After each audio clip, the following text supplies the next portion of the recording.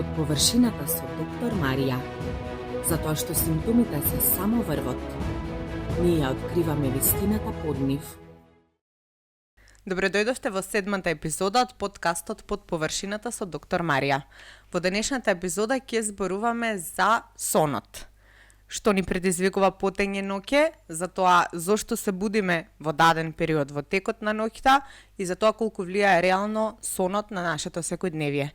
Доктор Марија, спремни ли сме? Спремни. Која е најчестата причина поради која жените денес тешко заспиваат? Односно, колку причини реално постојат? Точно тоа е правилното прашање. Значи, некоја е најчестата, колку причини реално постојат.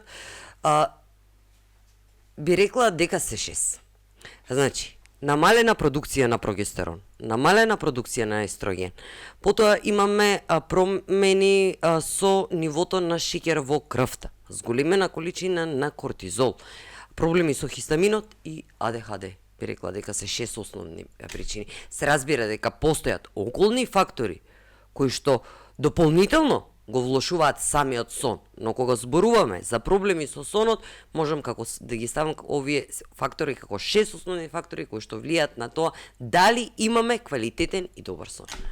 Дали сте расположени да ги обработиме сите 6? Хајде! Да почнеме тогаш со првата причина. Рековте дека е прогестерон. Прогестерон, да, ниско ниво на прогестерон. Како влијае тоа на сонот?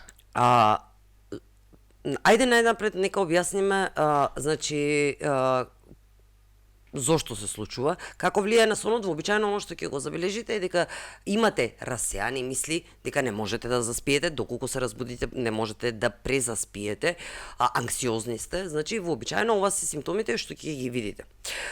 Другото нешто, значи, кога станува збор за прогестеронот, негово опаѓање можеме да видиме во повеќе случаи. Значи, најнапред, нека да ја земеме една перименопауза. Во самата перименопауза, првично нешто кое што доаѓа до намалување е нивото на прогестеронот, додека естрогенот се уште не е паднат и се уште останува висок. Поради што се појавуваат овие симптоми, значи, би рекла на естрогенска доминанција, каде што жената испаѓа во релативна естрогенска доминанција, каде што ќе резултира со тоа да не може да спие. Првите симптоми на перименопауза не се ноќните потења. Туку се промените во самиот сон.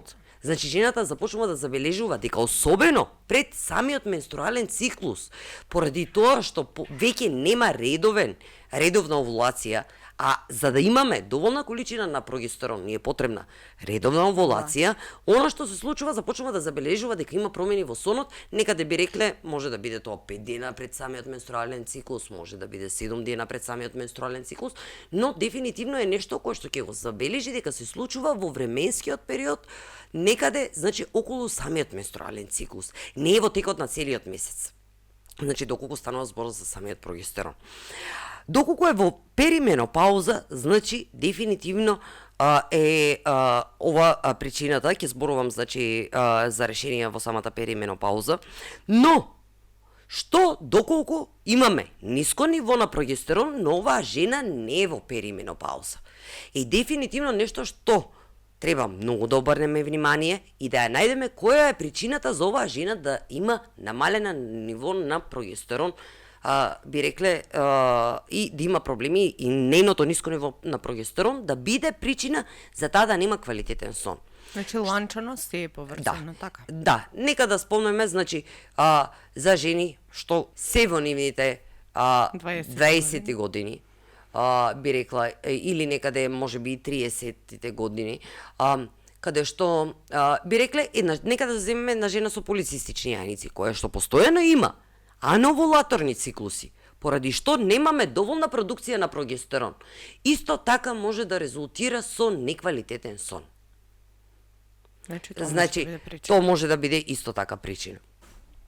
Дополнително, за пониска продукција на прогестерон, дефинитивно се разбира, кортизолот ако не е смешан секаде, значи нема како да биде. Црвен пипер во манџи. Црвен пипер во сите манџи, кога ќе зборуваме за сите причини, ќе го видите во сите манџи.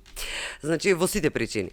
Доколку една жена е хронично стресирана, дефинитивно ќе имаме поголемо создавање на кортизол, а помало создавање на прогестерон. Значи, ова е едното нешто. Доколку сме хронично стресирани, од друга страна, преку самиот нервен систем, или би рекла во некои делови од мозокот, значи самиот хронично покачен кортизол ќе влијае на одредени хормони во мозокот, кои што ќе ја спречат самата овулација. Се разбира, а што рековме, ни е потребна овулација за да имаме доволна количина на прогестерон. Поради што и хроничниот стрес можеме да го земеме и како индивидуален, но и како дополнителен фактор, значи за тоа да имаме ниско ниво на самиот прогестерон.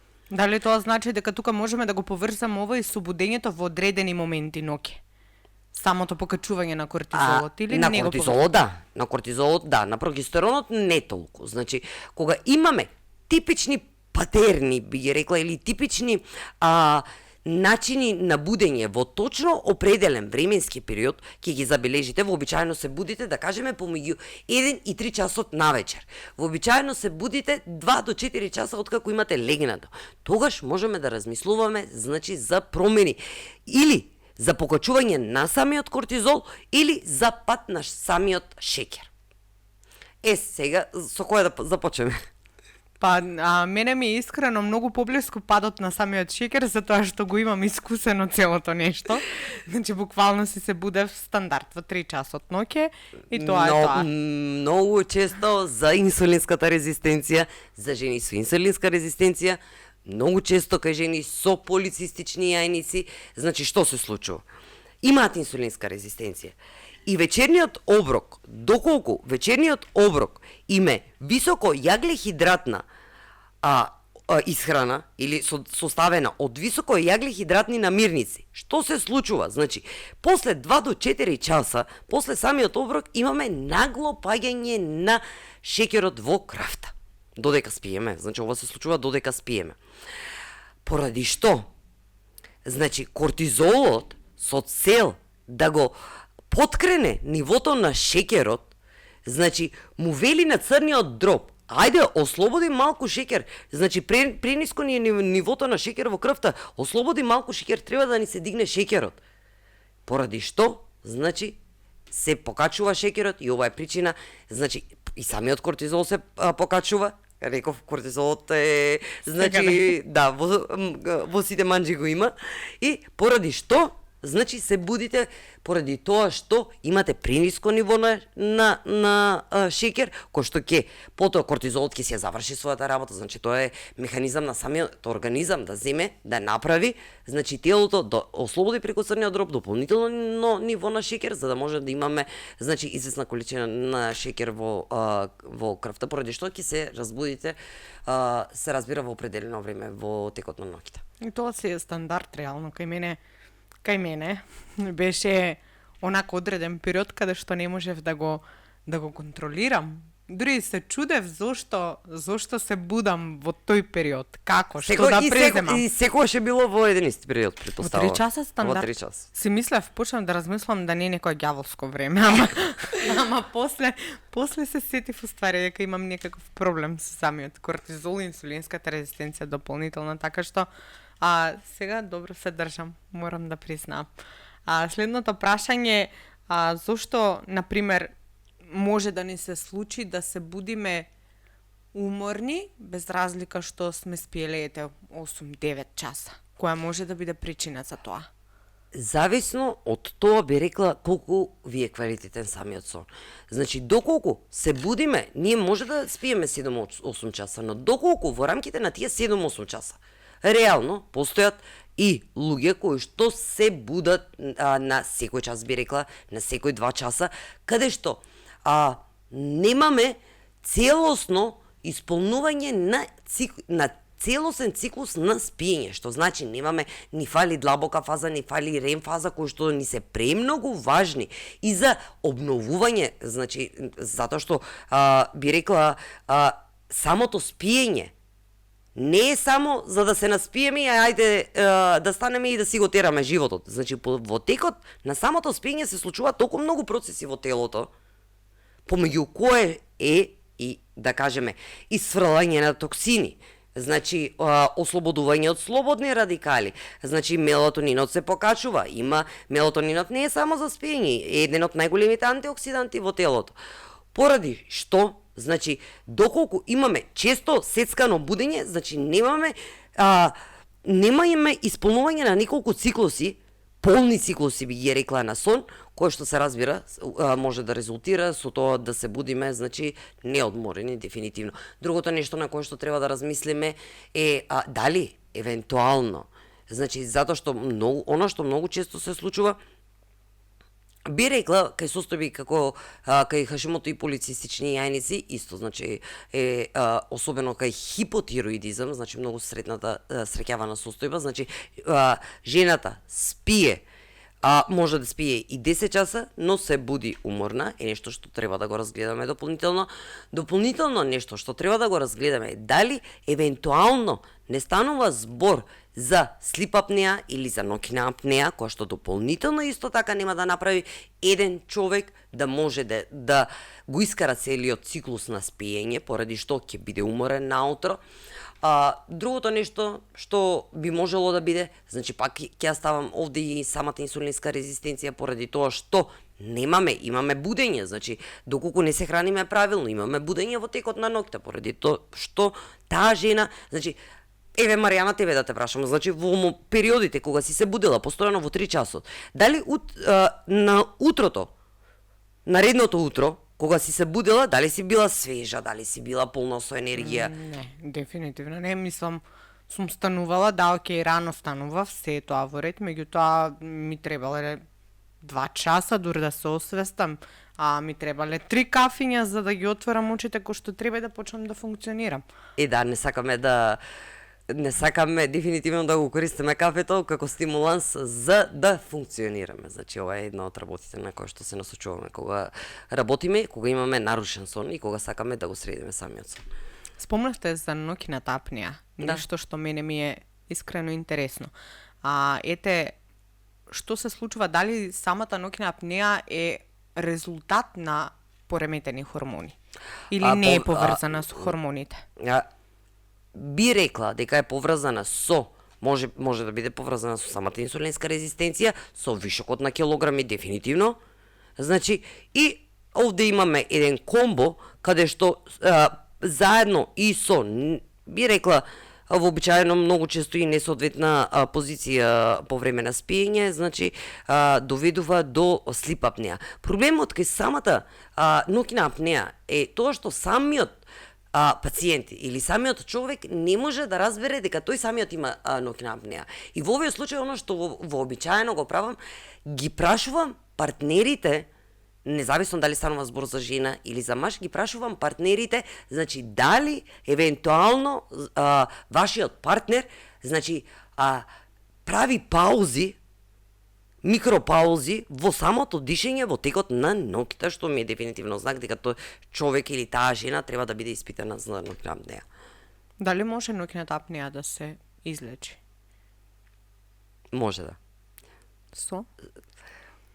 Со намалување на килограмите, со регулација на инсулинската резистенција, дефинитивно, значи може да. Јасно.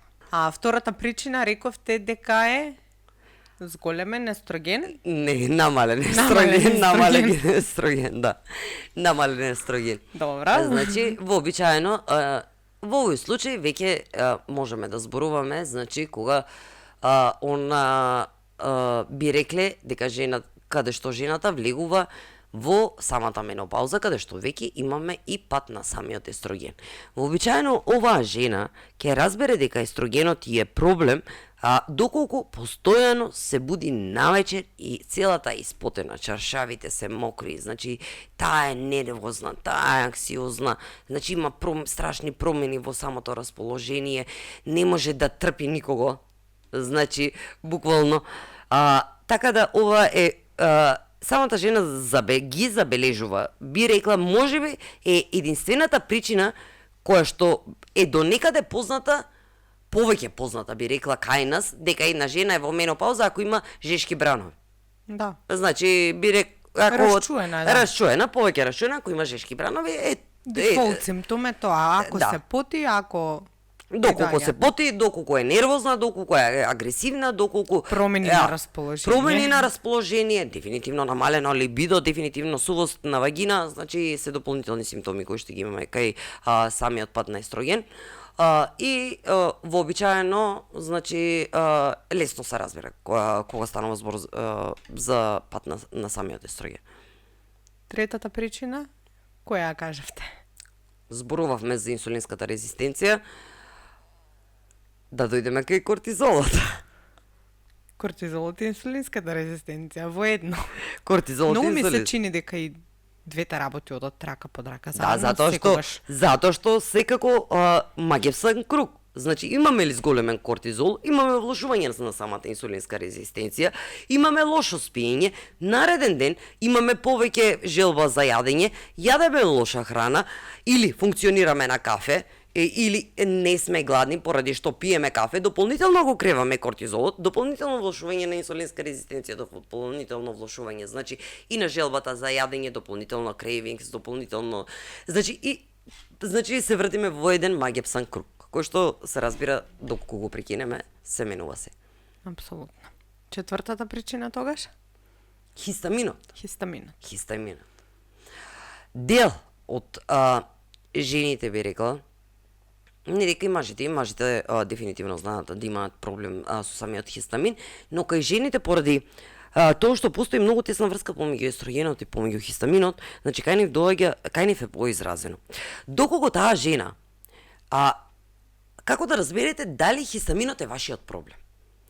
Значи, доколку се будите навечер и имате постназален секрет, или имате кашлица, но вие не сте болни, доколку имате некакво чешање, доколку имате постојана кивавица која што не ви е објаслива, но ве буди од спиење, дефинитивно е нешто кое што треба да го размислите, би рекла, за самиот хистамин.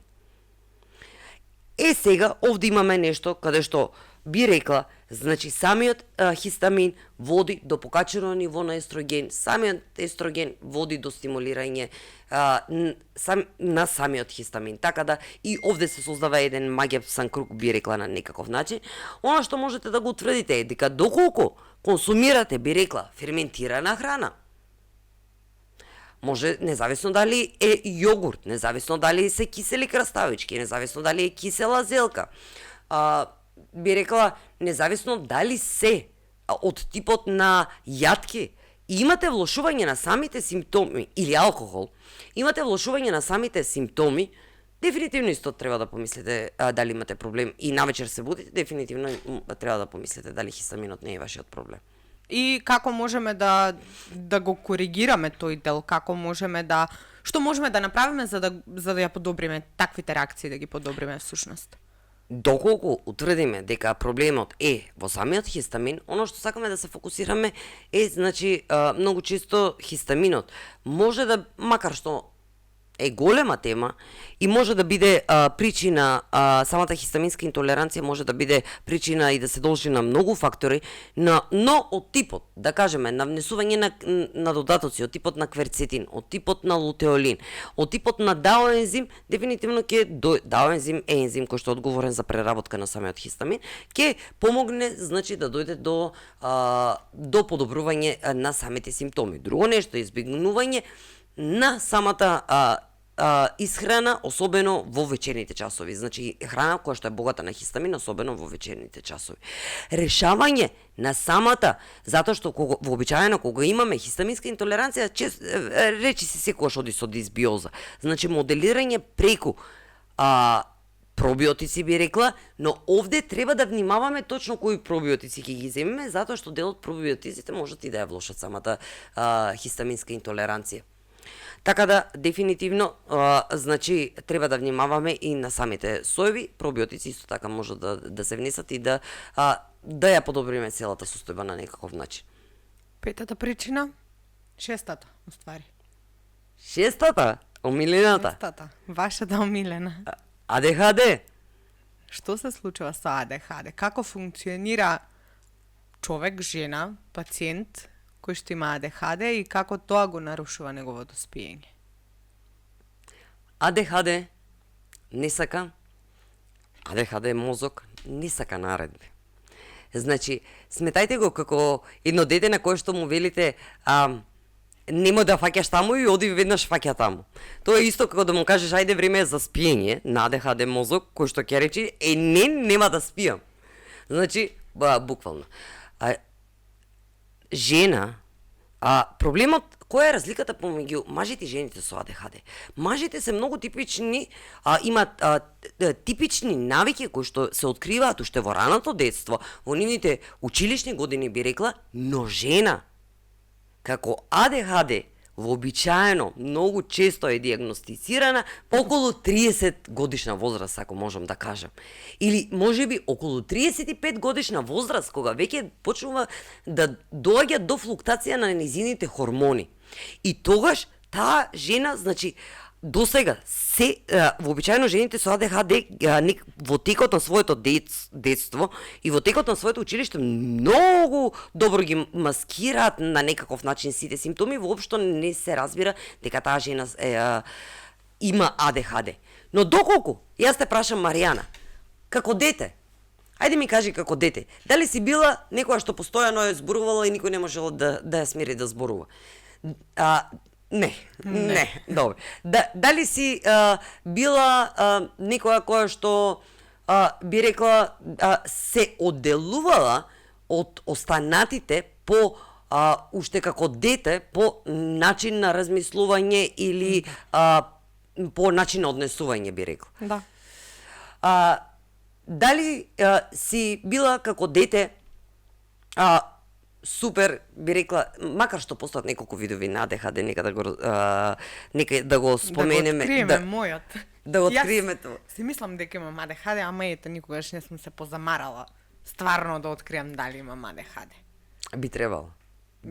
Да се замарам да би откриам. требало, да. А имам ли вака како што ме гледате, ете, во 7 епизоди наназад? Во 7 епизоди или во една година наназад? Во една година наназад секако. Имам ли АДХД, што мислите? Не сум сигурна. На граница сум. На граница. Убедена сум дека имаш мутација. Да. Знаеш дека ги обожавам мутациите. Добра. Ке испитам. И каде што, значи, АДХД мозокот бара рутина.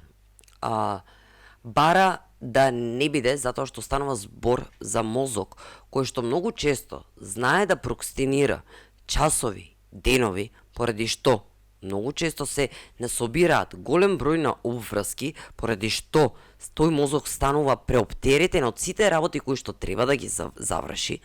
Тоа е едната работа. Дополнително, самата жена како АДХД, значи дополнително, исто така самата си ги зема тие обврски дополнително на некаков начин, би рекла, независно од тоа дали може да ги постигне или не може да ги постигне, секогаш ги постига. Тоа ќе го кажам. Зошто? Затоа што жените со АДХД, јас би рекла дека и покрај тоа што е многу тешко да се живее со АДХД, поради тоа што имаме кај нив е многу изразен, многу типичен симптом за АДХД жените, многу тежок изразен предменструален синдром. Не е само предменструален синдром, многу тежок. PMDD, значи буквално, значи дизордер, кој што го велиме, значи болест, значи пред самиот менструален циклус, каде што таа жена чувствува многу лоши симптоми, ако можам да се изразам на тој начин. Многу типичен симптом за АДХД жените. Друго нешто, значи во однос на самите АДХД жени, многу често прокрастинира, поради што е принудена да ја заврши работата, но има и посебна супер моќ, јас би ја рекла, каде што знаат да прават хиперфокуси и каде што работа со волумен, која што нормален човек би ја завршил за 2 или 3 дена, ја завршил за буквално 3 часа. Затоа би сакала на некаков начин да мислам на АДХД како некако негативна работа. Ова е сигурно прв пат каде што зборувам за АДХД, туку како некоја дарба. Како некоја дарба, да. Како некоја дарба. Затоа што која е и АДХД жена да ја погледнете и да ја прашате, значи и покрај тоа што страда со големи прокрастинации, би рекла, на крајот од денот секогаш го завршува она што треба да го заврши. И вообичаено, дефинитивно станува за збор за многу успешни жени, би рекла. Значи, самиот мозок, како што е програмиран со АДХД, Не Како сака да ви- легне во 10 часот навечер. и тука е проблемот. Тука е проблемот. Всушност, со Имаме спиењето. одложено лачење на мелатонин, кој што може наместо во 10 часот или во 9 часот, значи може да започне да се лачи некаде кон 12 часот. Значи типично кај АДХД. Јасно. Или да имаме хиперфокус во 3 наутро, каде што сите треба да спијат, но ние да имаме најголемиот фокус да ни е во 3 наутро. И дефинитивно, значи, точно во 3 часот, каде што не можеш да продолжиш да спиеш, се чувствуваш божемна спиена и имаш супер фокус, каде што до 6 наутро, буквално ја средуваш работата за 3 дена. Типично за АДХД. Вие предпоставам имате АДХД. Предпоставувам. Со оглед на фактот дека се будите во 3 часот и дека работите ноќ на време, давате некои знаци на АДХД. Некои знаци, моите знаци вриштат од секаде дека станува за АДХД. Персона. Персона. Да. Ама да, дарба, како што... Сметам дека е дарба, сепак. Имаше многу интересно нешто, нема да го споделувам, сепак станува збор за лична приказка, но би рекла до некаде, значи, се разбира и генетски предиспозиционирана е нешто што треба да го земеме во предвид. Кога некој од ајде, вака ќе се изразам, еден од моите блиски, кој што исто така страда со АДХД, додека бев во моите школски години, постојано шегувавме со него, затоа што кога и да помине покрај нас, воопшто не забележува. Значи, воопшто поминува покрај нас и не забележува. Значи, ајде да кажем, покрај мене и сестра ми. Станува збор за блиска особа, значи, во нашата фамилија. На кој што ние постојано правевме шеги. Не се лутевте? Не се лутевме, правевме шеги постојано. Што се случи, Маријана? Дојде момент каде што јас во мојот живот, значи, одам буквално по улица и одминувам луѓе што ги знам, без воопшто да сакам, без воопшто да ги видам. Значи може да си ги одминам со сопствените синови, значи буквално. Зошто? Затоа што АДХД мозокот работи 24/7. Ако има 25/7, би рекла дека работи 25/7. Значи буквално е мозок каде што имаш флаш на мисли, значи 300 мисли во една секунда. И воопшто не е лесно да се живее со мозок кој што работи на тој начин.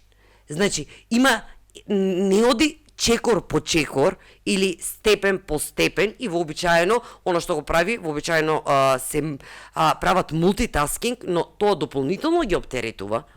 И би рекла доколку е можно да прават една работа по друга, за да не бидат толку преоптеретени психички, затоа што самото нешто што имаат прилив на секакви мисли, би рекла, не знам како да го објаснам ова нешто. Значи приливот на тој мисли е буквално секундарен, значи за секунда. Една мисла, друга мисла да е, кои што воопшто не се поврзани мисли една со друга. Тешко е да се фокусира така. Многу е тешко да се работи, многу е тешко да се живее и да се функционира со таков мозок. И многу е тешко да се објасни на некој кој што нема таков мозок и кој што не работи така, дека просто неговиот мозок функционира на таков начин. И е поразличен во тоа. Докторке, што мислите за таблети за спиење? Дали функционираат, дали се окей како алтернатива да ги имаме кога имаме потешкоти во спиењето или треба нешто друго да направиме? Би рекла краткорочно, да. Особено доколку станува збор, не дај Боже, за некаква травма, за некаков поголем стрес, краткорочно е нешто што може да се примени, но она што треба да го земеме во предвид е сепак дека таблетите за заспивање предизвикуваат зависност. Така да не е нешто што сакаме да го користиме на долга стаза. Што мислите, односно што мислите од вашата практика, кои 3 навики ќе ги издвоите кои може да ги користат пациентите или гледачите, а да им се подобри сонотите, да им се продлабочи сонот? 3 навики само. Знам дека имате многу, ама мене ми требаат 3. 3 навики. Ќе се фокусирам на нешто што се нарекува дневно-ноќен ритм на телото. И она што би го рекла, значи имаме, можам да кажам дека во нашиот мозок постои часовник кој што го одредува кој што го контролира тој дневно-ноќен ритм. Ако треба да извадам 3 работи, независно кој од овие причини, се разбира дека имаме тактики и на кој начини ги подкрепуваме доколку имаме дефицит на прогестерон, исто така можеме да зборуваме, значи на кој начин можеме да си помогнеме и сите останати работи, но доколку треба да издвојам 3 навики наутро, излагање на светлина, може да не биде сончево, може да не биде лето воопшто. Значи, излагање на светлина, 10 до 15 минути. Значи, веднаш ќе испрати сигнали до самиот мозок и дефинитивно ќе го подобри дневно-ноќниот ритам и самото спиење. Многу квалитетна вечера, која што кај дадени лица ќе има потреба да содржи известна количина на сложени јаглехидрати со цел да не дојде, значи да имаме стабилен сон. Ова е нешто каде што можеби доколку самата вечера ви е составена од протеин, се храните здраво и самата вечера ви е составена од протеин и салата, пробајте да внесете мала количина на сложени јаглехидрати од типот на сладок компир, од типот на хелда, од типот на киноа. Доколку видите дека вашиот сон се подобрува, дефинитивно ова е нештото што ви фали меѓу другото. И третото нешто е избегнување на сина светлина, значи 60 до 90 минути пред самиот сон. Дефинитивно влијае и на продукцијата на правилното лачење на самиот мелатонин, дефинитивно, значи влијае на тоа, на квалитетот на самиот сон, така да сакаме да избегнуваме сина светлина, значи независно дали станува збор за телефони, скролање на телефони, покрај тоа скролањето на телефони, значи придонесува и до брзо лачење на допамин, поради што дополнително ќе имаме проблеми со самото заспивање. Она што сакаме да се фокусираме е во тие 60 до 90 минути, да имаме дефинитивно намалена светлина, значи сакаме да го припремаме телото, да му дадеме сигнали дека веќе е време за спиење со цел да започне мелатонинот да се лачи како што треба. Дефинитивно да избегнуваме, како што рековме, сина светлина и е местото каде што би можеле да внесеме некакви релаксирачки рутини. Особено доколку сме лица кои што сме постојано изложени на стрес. Независно дали ќе биде од тип на читање на книга, независно дали ќе биде од тип на растегање или би рекла јога. Една забелешка, кога спомнав јога, значи зборуваме за лесно растегање. Не сакаме физичка активност непосредно пред спиење. Зошто? Затоа што го крева и адреналинот и кортизолот и може да ви предизвика проблеми и потешкоти со самото спиење. Значи, доколку физичката активност е супер, прекрасна, но во текот на денот не сакате да биде непосредно пред самото спиење. Сега, од типот на растегање, јога воопшто не представува проблем. Или пак нешто што би рекла вас многу често, кај АДХД мозок, да кажеме, или кај АДХД персона, оно што го препорачуваме техники на длабоко дишење со водечка медитација, оно што лично мене ми помага. Значи, не постои друг начин да заспиам, доколку треба да ги отргнам мислите.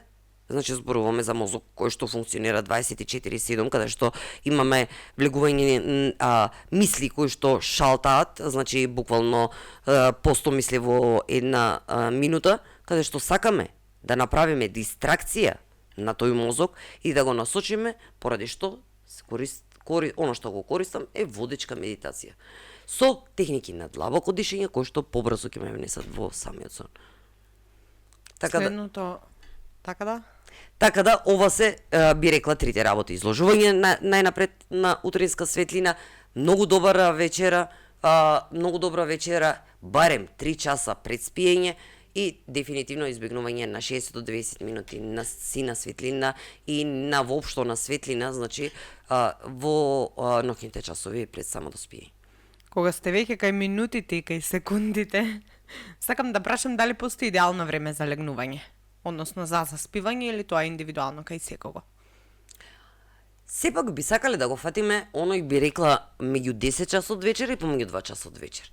Затоа што вообичаено, со исклучок, ќе ги исклучам АДХД мозоците, значи, пикот каде што го прави мелатонинот е точно во овој временски период. И како што споменавме, значи, самиот мелатонин не е само хормон за спиење, а едновремено е и неголемиот антиоксидант, каде што сакаме да го фатиме, значи, во кога е највисок, кога има најактивно дејство, каде што ги исфрла сите токсини, каде што прави регенерација на ако треба да кажеме, на самото тело, така да дефинитивно би рекла, сакаме да го фатиме периодот помеѓу 10 часот и 2 часот. Што исто така е многу голем проблем пак кај оние кои што одат, би рекла, на смени или ноќна смена. Дефинитивно кај нив имаме многу нарушен дневно-ноќен ритм и многу нарушено спиење. Значи, и проблем е самото спиење, што е сосема нормално, затоа што имаме изместен дневно-ноќен ритм. Апсолутно. А што мислите за кафе после 15 часот напладне? Не, значи го ограничувам, со моите пациенти дефинитивно го ограничуваме до 15 часот со цел да не влијае, покрај тоа што многу често ќе слушнете да пациент да дојде да каже мене кафето не ми смета.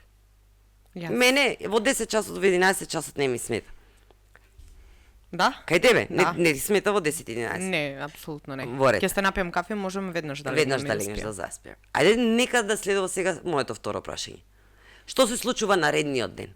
Дали се будиш гладна или воопшто не ти се јаде до 12, до 1, или до попладне?